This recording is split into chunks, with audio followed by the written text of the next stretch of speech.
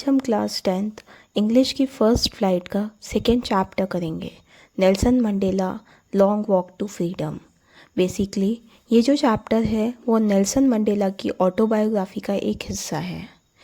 शुरू करते हैं चैप्टर को।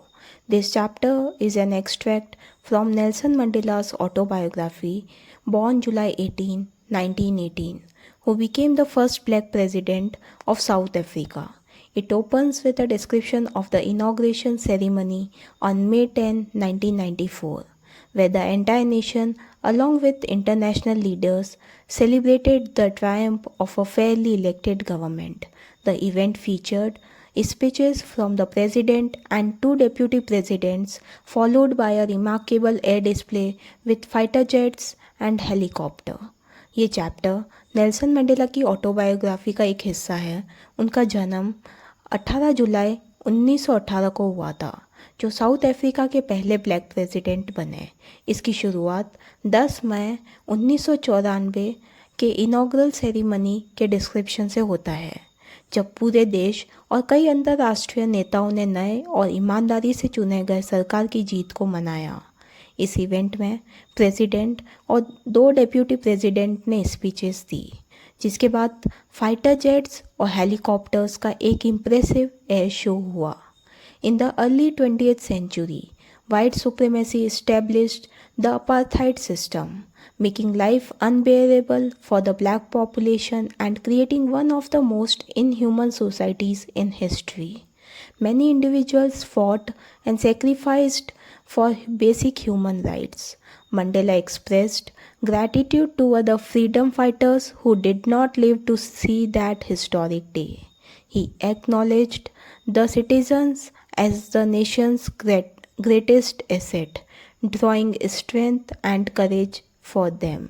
20th century के पहले दौर में वाइट सुप्रीमेसी ने अपार्थाइड सिस्टम का लागू किया, जिससे ब्लैक पॉपुलेशन के लिए जीना मुश्किल बना दिया और दुनिया की सबसे अमानवीय समाज का जन्म हुआ। कई लोगों ने बेसिक ह्यूमन राइट्स के लिए संघर्ष किया और अपनी कुर्बानी दी। मंडेला ने उन सब फ्रीडम फाइटर्स को शुक्रिया अदा किया जो इस हिस्टोरिक दिन को देखने के लिए ज़िंदा नहीं रहे। उन्होंने देश के नागरिकों को सबसे बड़ा एसेट कहा और इनसे ही अपने हौसले को पैदा किया। Mandela believed that courage is not the absence of fear, but the ability to conquer it. He reflected on the two key responsibilities every person holds towards family and society, and how, in fulfilling his duty to society, he had to neglect his family obligations. Mandela became a man of the people when he realized that the idea of freedom was merely an illusion for him and others like him. He joined the African National Congress and fought for his rights until he became the first black president of the country. Mandela का मानना था कि बहादुर वही होता है जो अपने डर को जीत लेता है, ना कि जो बिना डर के होता है।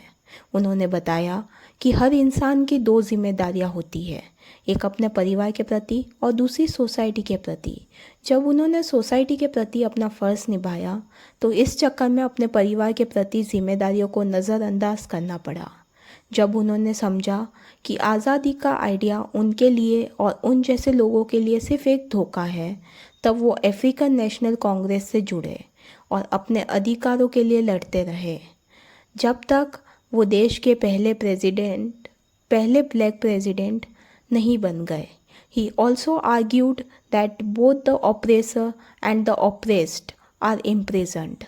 When the oppressor denies the freedom of others, he loses his humanity, making him just as unfree as those he oppresses. उनका मानना था कि ऑपरेसर और ऑपरेस्ड दोनों एक तरह के कैद में होते हैं।